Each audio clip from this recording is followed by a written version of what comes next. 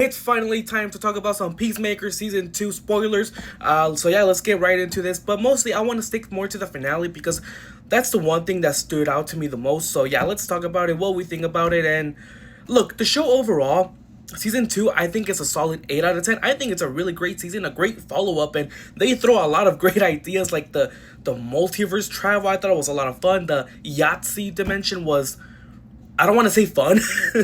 But anyways, like I said, quick recap. I really liked Season 2. It was a lot of fun. But now let's talk about the finale and what I thought about it.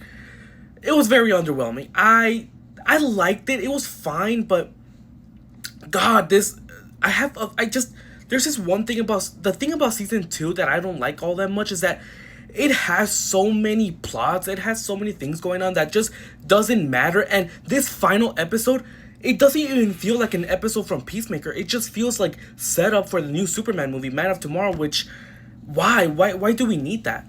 And honestly, that's my biggest fear with DC right now because I don't want them to copy the Marvel formula where it's like, hey, you need to watch Peacemaker Season 1, Season 2, so you could understand Man of Tomorrow. You know, you have to do homework. Like, I don't want to do homework when watching a new DC movie. I want every DC movie to be a standalone thing. Now, sure, if we get like a Justice League movie, then yeah, it is required to watch Superman, Batman, Wonder Woman, all those movies.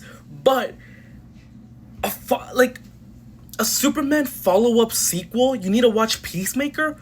Why? In fact, I would go as far to say that episode 7 of Peacemaker Season 2 feels much more of a finale than the finale itself because episode 7 ends with Peacemaker and his friends, leaving the Nazi dimension and Keith still being alive. So obviously we're gonna see Keith some way or somehow, but there's so many threads hanging by because, okay, Keith is alive. Peacemaker is stuck in Salvation universe or whatever.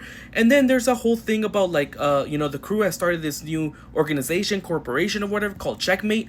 Okay, but what are we going to do with those storylines? Are we going to explore them in Peacemaker Season 3?